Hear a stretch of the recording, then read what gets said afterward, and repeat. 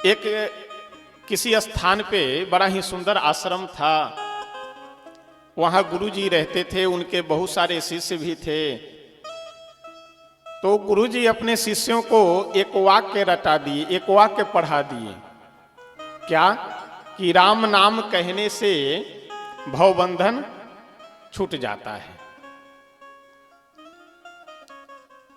अब प्राचीन समय में भिक्षा मांग करके आश्रमों की व्यवस्था चलती थी। जो भी आश्रम में ब्रह्मचारी पढ़ने वाले विद्यार्थी रहते थे अथवा साधु संत रहते थे, वो सब जाते थे भिक्षा मांग करके, ला करके जो कुछ भी भिक्षा में मिल गया उसी से आश्रम की व्यवस्था चलती थी। आवाज हल्की रहे, आवाज कम रहे।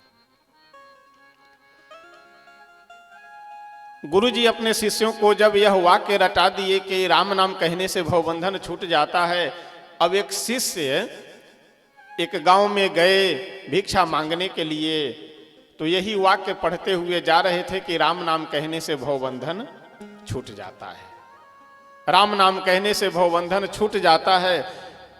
अच्छा, पशु पक्षियों में कुछ ऐसे पशु पक्षी हैं कि जो मनुष्यों के बहुत करीब हैं, यानी मनुष्यों के बोल चाल को, रहन सहन व्यवहार को जल्दी पकड़ने की क्षमता उन लोगों में है।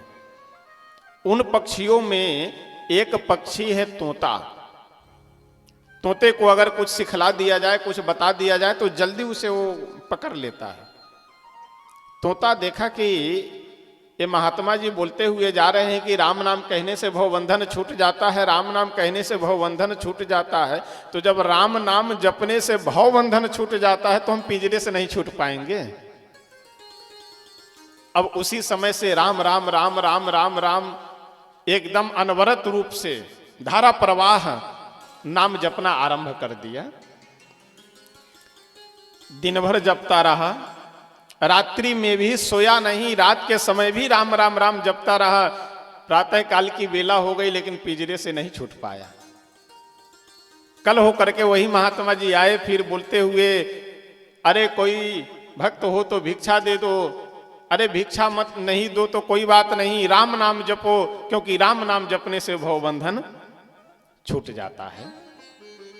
अब जैसे उस तोते के पास में पहुंचे वो महात्मा जी, वह तोता डांट करके बोला कि चुप रहो, फालतू बोलते हो, झूठ बोलते हो। महात्मा जी गए तोते के पास में, बोले कि क्यों तुम बोल रहे हो कि हम झूठ बोले? अरे हमें गुरुजी सिखलाए हैं। तोता बोला कि हो सकता है गुरुजी आपके सिखलाए हों, लेकिन जो आप बोल रहे हैं, जो आप सीखे हैं, वो झूठ बात है। क्यों? क्योंकि आप कह रहे हैं कि राम नाम कहने से भवबंधन छूट जाता है। हम कल से ही राम नाम जप रहे हैं, अभी तक पिंजरे से नहीं छूट पाए, तो राम नाम जपने से भवबंधन क्या छूटेगा जब पिंजरे से नहीं छूट पा रहे हैं? तो महात्मा जी सोचे कि भाई बात तो सही है, कोई बात नहीं, इसका उत्तर तुम्हें हम कल बताएंगे। अब जपना हो तो जपो, नहीं तो बंद कर दो, लेकिन इसका उत्तर हम कल देंगे। गए महात्मा जी गुरुजी से पूछे कि गुरुजी ऐसी ऐसी बात है, बहुत समस्या है, एक तोता ऐसा ऐसा प्रश्न किया है। गुरुजी कुछ उपाय शिष्य को बता दिए और बोले कि जा करके तोते को कान में जो मैं तुम्हें बताया हूं यह बात बता देना। महात्मा जी गए, गुरुजी जो जो बात बताए थे उन सारी बातों को तोते से बता दिए। क्या?